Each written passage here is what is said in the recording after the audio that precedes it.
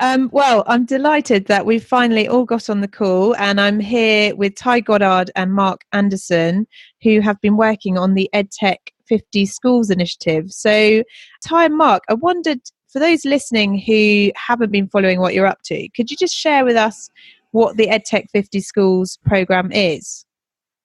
Well, it's essentially a celebration of all the great work that's going on in terms of education technology supporting teaching and learning across UK schools. So following the EdTech 50 yearbook, the kind of 2018 landscape view that we published in March this year, Mark and I had talked a lot about celebrating what's going really well in schools, whether it's big scale interventions or small scale interventions across schools. And we wanted to kind of find out where we were across UK schools in terms of how people are using EdTech, what they're finding from their use of EdTech, and frankly, we wanted to celebrate it. I mean, we don't think that we're celebrating the use of education technology enough, and it's that we wanted to capture, I think. Yeah, and it's surfacing all of that good stuff, isn't it? Because it is going on, and whether it's shared on Twitter or like the EdTech 50 crowd that you pulled together before, it was great to sort of highlight there. But it is always that surfacing and sharing and hopefully scaling of some of those amazing initiatives. And when Mark got in contact before to mention that part of this was going to be hiring a camper van, getting in the camper van together and going around the UK, I thought this was amazing. So what a cool project. And perhaps you could also share some of the highlights. So you went to each corner of the United Kingdom in said caravan, what was the make? I want to know more about the caravan as well. we had a bit of a problem actually with the camper van because, and given what you know about myself in particular, Sophie, none of the plugs worked. Oh dear. I see. Charging is an issue. With my need for EdTech or technology products in my phone, my iPad, all the rest of it. Yeah, keeping things charged was a daily challenge, wasn't it, Ty? Yeah, I mean, this was a beautiful, big-scale motor van. I mean, to call it a camper van, frankly, doesn't do it justice. But I do apologise. No, don't apologise. We didn't quite expect how roomy it was, but also how much we needed a really decent handbook. I mean, we had a level of information about this machine, but you know, Mark, myself, and I, we were. It was an adventure. It sounds like it. It's like an EdTech version of the trip. So good though. I mean, I knew it would be a fantastic trip, and I get to visit schools, all the time, which is a really sort of lucky and fortunate position that I'm in with the work that I do. But I mean, time was the same, but we just left completely inspired. Yeah. Every single school we went to had their own story about what they were doing, and it was never about. And this is a quote from the school Seaview Primary in Northern Ireland in Belfast, and from their head teacher. She said, we're not a Google school, we're not an Apple school, we're not a Microsoft school, we're a school. That for me was what was really powerful. I think it wasn't about there being a one-size-fits-all approach to making everything work. It was about how they're working in their context with their students, with their parents, with their teachers, making a difference, and how technology is enabling that to happen. Can you describe a little bit more about the students, the community there, what type of school it was, and how they were using those different technologies? Yeah, sure. I mean, Seaview is in Belfast. It's not a particularly affluent area where the school is based. They've got some quite interesting murals on the walls in the community, I mean, rather than inside the school, sort of linking through to some of the troubles from the past and what have you. But again, it was interesting, the conversations we were having around the table. People would assume because they've won all these awards for there's an ICC and Excellence Award in Northern Ireland. They've won the TES Innovative Use of Technology in Schools Awards, all this sort of stuff. And people assume they're like an iPad one-to-one school, and they're at this school, and they're at that school. But they've only got 30 iPads in the school with all the children they've got there, And it's about them making the best use of what technology they've got. And whilst they've got a fair amount, there isn't a lot. And it's not a technology-rich school per se. It's more what I call sort of like a learning-rich school. And that was really evident in the conversations I had with both teachers and the students. And the students, the pupils in the school, were just so confident about their discussions around what it was that they were learning. And I love that. Sometimes you go into a school and you start talking to a child about what they're doing in class, and they start talking to you about the app they're using. Mm-hmm. What the children at Seaview did was they talked about what it was that they were learning about. And so it wasn't a focus on technology at all. It was a focus on the actual learning content. And that, for me, is what it should be about. Edtech's fantastic, but it's not about the Edtech. It's about how that Edtech can serve learning. And regardless of whether I was talking to a child in year 2, year 3, year 4, year 6, they were all really clear about what it was that they were doing and explaining it really well. And again, the levels of confidence, we talked to some children in year 5 who were using microbits. These microbits are the BBC funded project to get kids coding from year 7 and upwards. But these are year 5s, they were using terminology like for loops and what have you, things that, as a secondary teacher myself, I wouldn't be expecting children to be talking about that sort of stuff until sort of year 8, year 9. And so, it was just an absolutely inspiring place. Even in one class, I think was it a year 2 class time where they were using Go Noodle. So have you come across Go Noodle, Sophie? No, I haven't. No. So Go Noodle is a tool that is used in schools to help keep children active. And there's different dance routines they do to break up the learning and all this sort of stuff, and give children a chance to sort of stretch their legs and do all this sort of stuff as well. And as we were about to leave this one classroom, so they started their Go Noodle session, and Ty was like, "Oh, you mean we can dance?" So I've got these lovely videos of Ty dancing with all these children and doing the Go Noodle activity. It's just part and parcel of their daily life, And just like you'd expect a child to better confidently use a compass or a ruler or a protractor, they were there using lots of different types of technology, from Spheros to the Edison to the Obots to all sorts of different robotics, Lego, WeDo they were using as well, all sorts of stuff. But again, just confidently using it, and using it where they were talking about what they were doing with it rather than about it. You mentioned that it was quite an emotional trip as well. So what were some of the highlights for you? Well, I think in lots of ways. I mean, this is really vital, I think. You're going to schools. Mm-hmm. And I do regularly, but this was condensed. This was a trip that, went from school to school, community to community. Teachers were, I think, really happy to open up about some of their successes, some of the things that hadn't worked. I think there was a sense also that at last we're having a conversation about education technology. So wherever we went, people were telling us their stories, and that's how it should be. So rather than expecting, schools to always visit this conference or that event, going to them is really important. And I think, as Mark said about Seaview, seeing the communities that these schools are located in, I think is absolutely vital. And I think we then, from Belfast, we went down to Dublin and then over to Liverpool, early morning in a small primary in McGull in Liverpool, and just seeing how a school works on the ground. It's a really important reminder to people that are designing education technology, thinking about a particular product, is, context is key. Understanding education is absolutely vital. And I think what we had was a positive journey, but also there was a humility about it, I think, that you're listening to people's stories, and that was really important.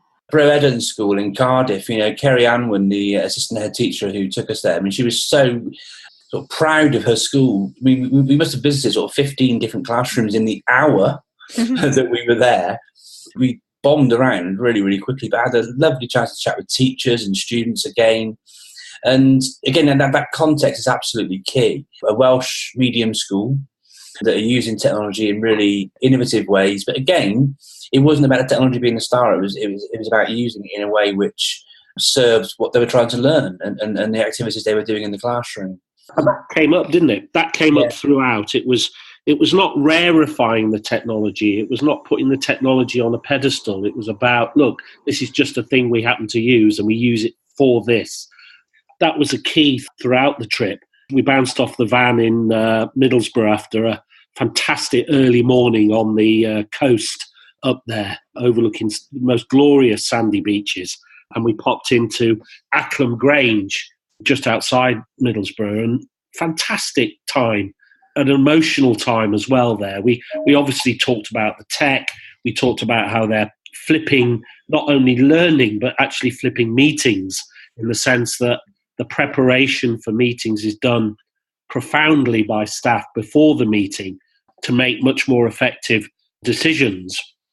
And then we were taken outside to this memorial for the First World War, and we had absolutely wonderful opportunity to attach a poppy, an acetate poppy, wasn't it, Mark? A very acrylic poppy it was, yeah. Acrylic, yeah. And an amazing memorial to the 3,000 odd people from Middlesbrough who died in the war.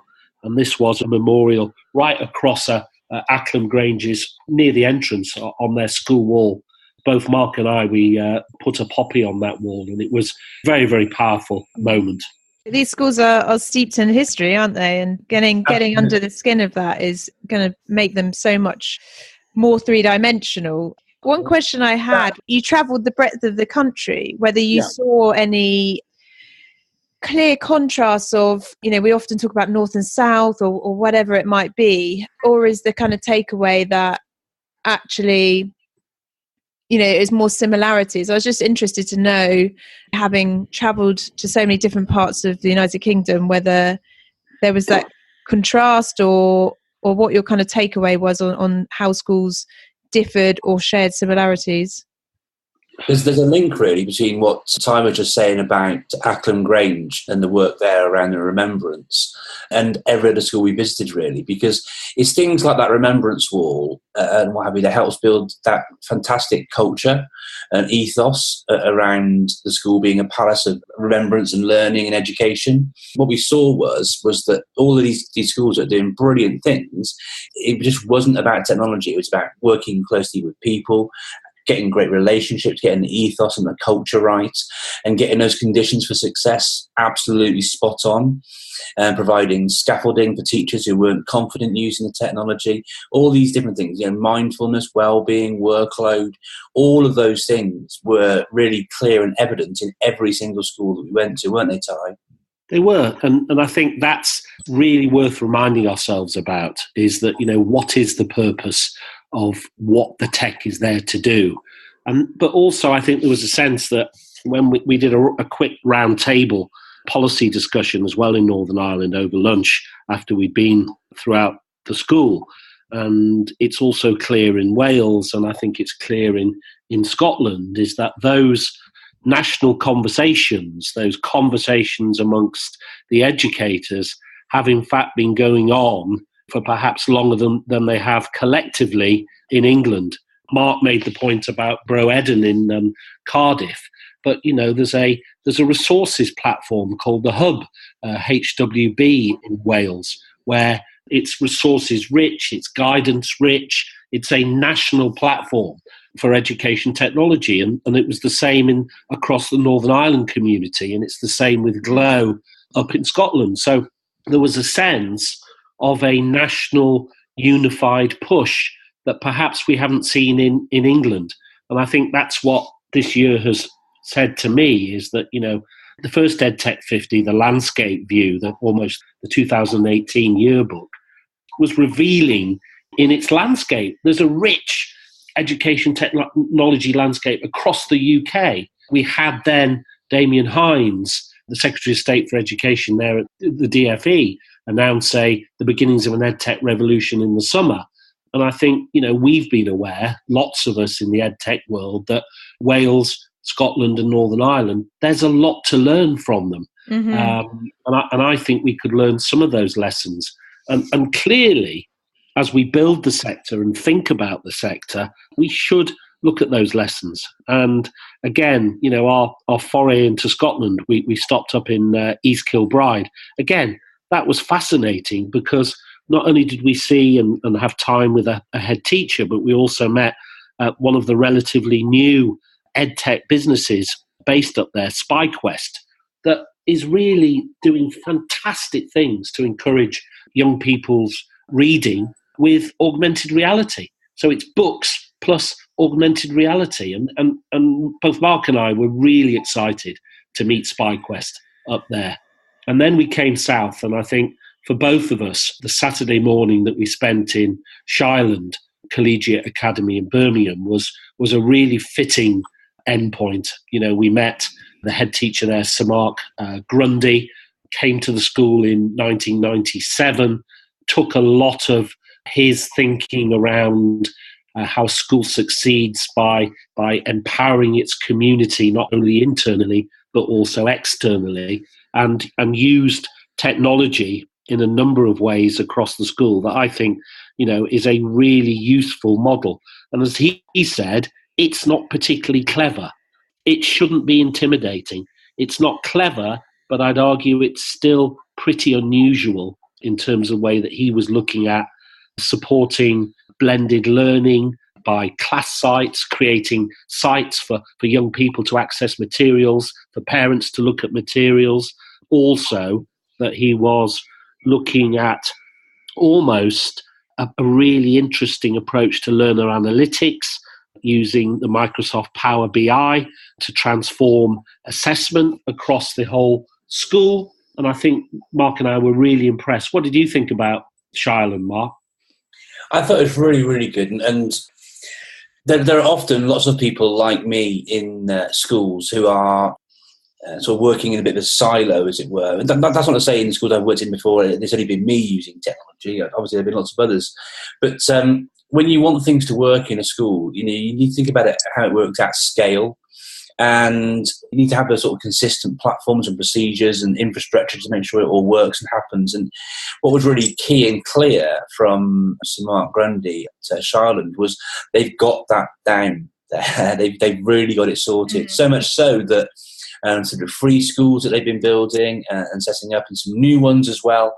You know, they're looking at setting up systems that can actually be then transposed into other schools, so they can take on these sort of setups that they've been developing and working on at Shireland, so that other schools can benefit from this. He was talking about how he's been talking with DFE and other organisations about how that could be looked at being sort of ramped up and sort of shared at scale as well, which I think is really, really exciting. And also sort of linking through with other sort of local providers. So that I think it was Aston University, was it, Ty? Yeah. That they're linking up with to get in and support with the work they're trying to do as well. And just thinking about, you know, utilising technology and people in innovative ways that can just have that big difference. And so it was a really, really great conversation, wasn't it, about how they're making things work. But what I think is really exciting for the next stage, I mean, I share regularly that, you know, as an Englishman, it's a bit embarrassing that Wales and Scotland and Northern Ireland are doing much better. It's not to say that they've got it licked. It's not to say that, you know, what the herbal glow or whatever is perfect, but at least they've got that they can build upon. We haven't even got that, you know. So where's the English hub equivalent? Where's the English EdTech network, where there's great case studies of EdTech being used really, really well, so that it can have that big impact and difference at scale? That's the sort of thing that I think the EdTech 50 can really, really help with as well. These schools that are going to be applying, and please do, if you're listening, if you're a school that's doing some great stuff with technology, please do nominate yourselves, or if you're a parent listening, you know, your child doing some great stuff with technology in their school, please do nominate their school as well, because we're really, really keen to do is and this is part of the reason for the tour as well, about shining a spotlight on the great practice that is going on across the whole of the UK, so that we can learn more from each other and we can make a bigger difference, you know. So if you're a school listening in and you're based in the UK, you go to which website? Well, you can go initially to a good entry point is the Education Foundation website, ednfoundation.org. That will take you into, it's a very simple, we've set up a very simple survey monkey that seemed to work really effectively last time. And we've also taken lots of advice from educators and others about how we want to allow people to define impact, for instance, in their own way. And I think it's important that we focus on impact, but what we want to do is allow people to articulate the impact of education technology in their own way. And as Mark said, it's It's small scale interventions, small differences. And we talked about this a lot because obviously we had lots of hours to chat as we were hitting the motorways of the UK. Mark talks about, marginal gains and the thinking behind small interventions across a school, right from the back office, right from linking to parents, right from openness about homework, right from quizzing, find out where young people are up to in terms of their knowledge, their retrieval, etc., etc. This is all really important. So please don't think that this is about, whiz bang, the whole school has never seen a pen or a piece of paper, for instance. We're not saying that. But how is tech being used in your school? And it's about celebrating. So we came with that spirit of celebration in the motorhome, in the Edtech 50 tour. And I think it's going to be that same spirit of celebration about the work that's going on in our schools. And we got a glimpse. We got a profound glimpse in 6 days of being on the road, from the early Monday morning in Brighton, right through to finishing in Birmingham on the Saturday, a glimpse into the fantastic work that's going on across our schools. Okay, fantastic. So if people want to apply, they've got to the end of January, so hopefully we'll get this out in good time. And last few questions, I would just want to try and build a picture of you guys on the road. What music are you listening into, and what were both of your top 3 memories? So that can be related to schools or projects or educators that you met or students that you met, or it can be, amazing view or something that you remember that tickled you during the week that you had together. We started to build a playlist a little while before the trip and what have you, but I did share the playlist we were listening to on Twitter, so I can share that with you, Sophie, so you can add it to the show notes if I would you want. love that, yeah, yes please. But I did find, Ty has now found a newfound love for Madion and Porter Robinson from listening to some of my sort of favourite tracks and bits and bobs. But I learned, and it was funny because I was walking around Retiro Park yesterday in Madrid, and I saw a street performer playing a bit of Get Lucky by Daft Punk. Mm-hmm. And I've learned that Ty is a humongous Daft Punk fan, so we had lots of Daft Punk tracks playing. From the Giorgio Moroder track to Get Lucky to the whole album. That album reminds me of going to watch the Tour de France, and we listened to that pretty much on repeat for a long time. Exactly. So that was all of that. And then what was the name of the coastal town near John Tate, near Ackham Grange? Saltburn by the Sea, which you loved. It was pitch black when we rocked up. We parked on the side of the road at the top of a cliff face, but the view in the morning as the sun rose over the water and that, it was just absolutely stunning. Cold, but absolutely stunning. It was beautiful, wasn't it? Yeah, absolutely. So I learnt a lot about music, which was fantastic. We both felt that we learnt, we listened, and we celebrated what we saw. The most magic view, I think, I share that with Mark, was Saltburn by the Sea. It was fantastic. And then that journey through the night on Friday, as we're journeying down to Birmingham for the next morning, was absolutely fantastic. And I think my profound school memory, was Seaview was fantastic in Belfast, but I think it all came together in Shireland because it was a system-wide approach, and it built on a deep, deep trust in the partnership between parents and the school. And there was Edtech right at the heart of it, in terms of the class sites that I talked about, in terms of the audio and video feedback, which clearly can be shared with parents. And then this kind of ongoing assessment, very powerful data visualization. And there was a moment, I think, in our interview, and we've got all those interviews and we put them out on Twitter as well, but there was a moment with Mark Grundy up there in Smethwick in the West Midlands where I thought, right, this is a model. And Mark talks about at scale, this is a model of thinking, a way of thinking that can actually be shared at scale. So joyous. As we said, a journey of positivity, and we need more of those, frankly, in education. There's tough times out there, budget-wise, morale-wise. We need to talk up the superb work of our educators, and I think we did that, and I think we did it in the right way. So I'd love to see it as well, right? So one of the things we saw at Seaview, they didn't just have like teachers coming and visiting. They had like policy advisors. They had sort of the local inspectorate, the sort of equivalent of Ofsted in. We talk about us on our tour. I'd love to see Ofsted do a road trip like we did. Mm-hmm. Yeah. Well, so one of rather than being like, going around, you're outstanding, you're requires improvement, you're this, you're that. Just go around and just only share the great stuff. I think it'd be so powerful. More people should do it. So, well, this is my final comment then. So everyone listening in, go and apply. And then what about a convoy next year? We can get like a proper sort of band tour coach. Yes. Take a whole group around with us. That'd be fantastic, wouldn't it, Ty? That would be amazing.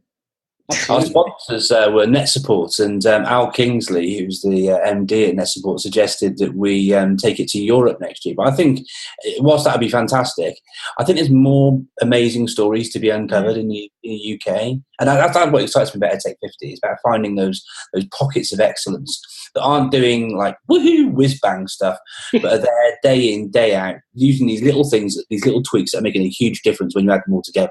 I'm just really excited to find out more, and when I'm really looking forward to seeing all the entries when they're all sort of populated through the nomination procedure. I'm so excited about it. Excellent. Well, thank you both so much for your time. We'll share this out, and I hope you get some good night's sleep now you're back in bricks and mortar houses. Yes, we will. Thanks, and also thanks for what you do, Sophie. Really appreciate it. Oh, thank you, Ty. I'm going to go off and get the Daft Punk album on. I'll send you the link to the playlist so you can have a good listen through. Oh, and rainbows as well. We saw rainbows a lot. Yeah, we saw a lot of rainbows, didn't we, on the journey? We saw the first morning, the second morning, on the third day. It was amazing. Yeah. So if you saw a lot of rainbows, I'm guessing you saw a lot of rain as well. Yeah. About rain. The crossings to Ireland and back were horizontal. Rocky, shall we say? They were pretty. I admit, I was quite scared actually on one of them. You need to do the Isle of Wight trip. That's even that can be a bit tenuous at times. Yeah, absolutely. Maybe we'll do it on our convoy tour then. Yeah, absolutely. All right. Well, thank you both so much, and have a good rest of your day. Yes, thank you. Bye-bye. All the best.